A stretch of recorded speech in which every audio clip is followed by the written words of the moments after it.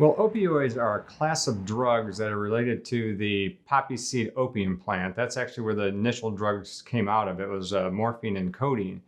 And opioids are drugs that are made either in laboratories or some of the original drugs that are modified to fit into an opiate receptor that's in the brain. And by fitting into the receptor is how it has its effects.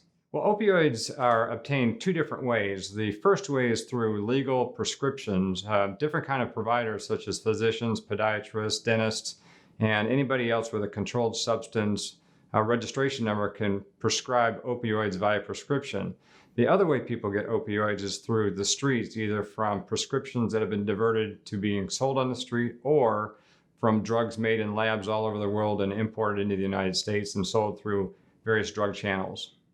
Well, people get addicted to opioids because it makes them feel good. When people take opioids, it releases several different neurotransmitters in the body that just make you feel good.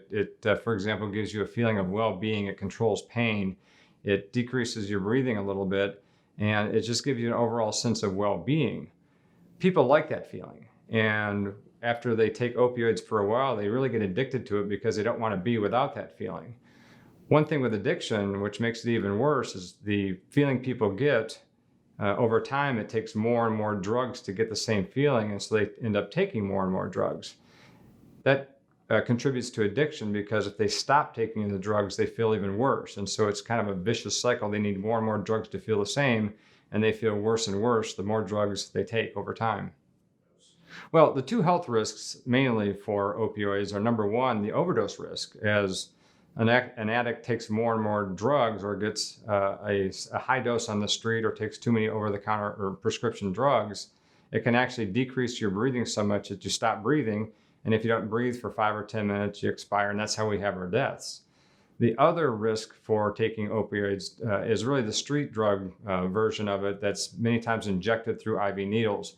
People can get all kinds of infections, hepatitis, AIDS, something called endocarditis where it affects their heart.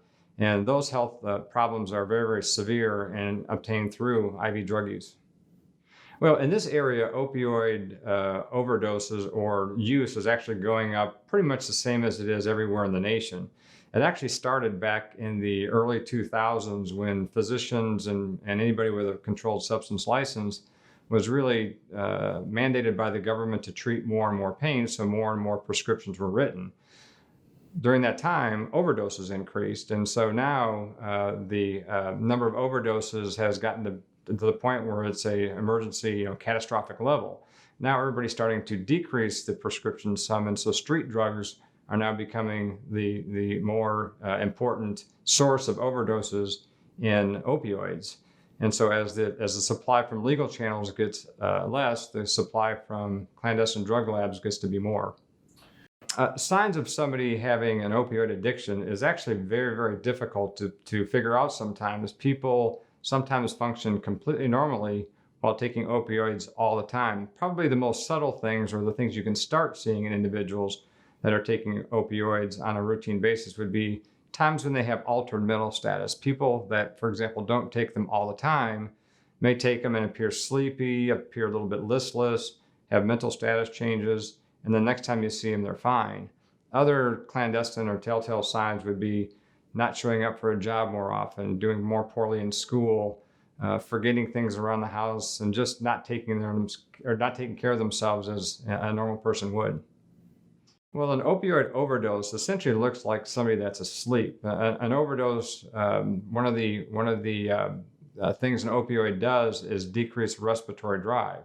And so what will happen in an overdose, people will go from normal to a little bit listless, then very sleepy, then they'll typically, pass out, hit the floor, slump over a chair, and eventually stop breathing. So an overdose that is most apparent is somebody that's not breathing down somewhere.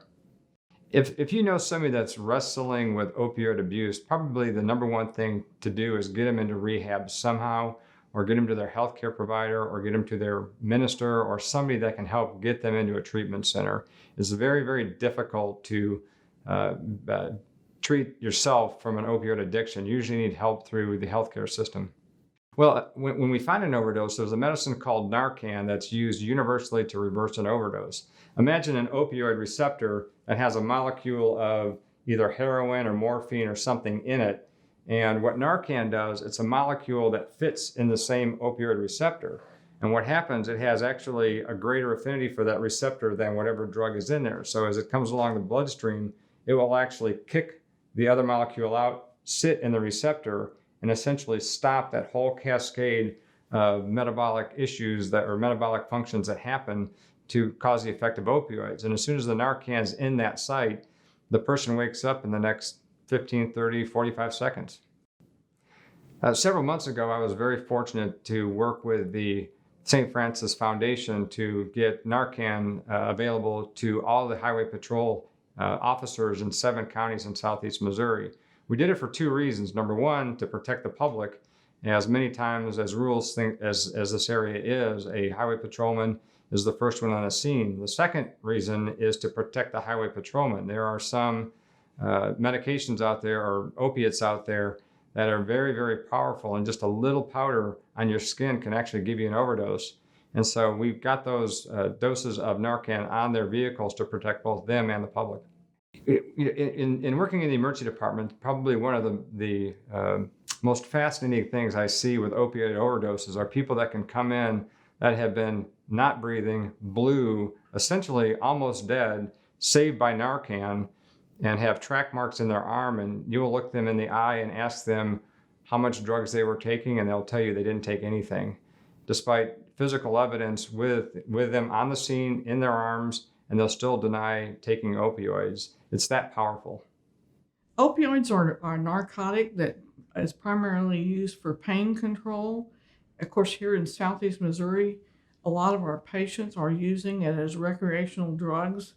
I'm not sure exactly how and what kind of effect that it gives on the patients, but a lot of the patients really like it and can get addicted to the medication even after only about 10 doses. And it's a very hazardous drug, I think, in my opinion, because it not only destroys the patients, but it destroys their families, and it destroys their careers. Their whole livelihood is affected by that drug. And people in this area do not realize how much effect it has on our community and how the dangers are that are involved in that. Well, we used to be able to have a lot of our patients that were coming in, and back before the opioid initiative, there was a lot of medications that were prescribed for patients, and that has changed over the years. And we're seeing a decline in the number of patients that are presenting to the emergency room for such things as dental pain, back pain, pain in general, because they know that the access for those types of drugs are no longer there as it used to be in the past. And I'm sure that some of the patients are obtaining these drugs on the local communities from people who have been able to get them at other areas and bring them into our location. Well, telltale signs to me as a nurse in the emergency room are those repetitive patients that keep coming back for pain control. They have an addiction to it, and they want those drugs at all cost. And some of them will lie and cheat. But thank goodness, because Missouri is one of the states who is now on board with the opioid initiative, those kind of records are available to not only the ER physicians, but the pharmacies as well. And they can do a search now to find out where those patients have gotten their medications previously, and they can restrict the refills and the patient fills of their prescriptions because of the availability of all the records now.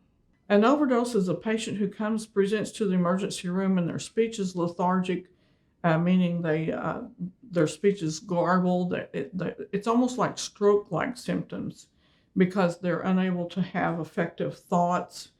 They stumble, they stagger, they sometimes will lose consciousness. Their respirations are shallowed, their heart rates are fast, their blood pressure can either be high or low based on how that patient responds to the medication. If they come in an unconscious state, then they require medication immediately, such as Narcan, to overcome the opioids.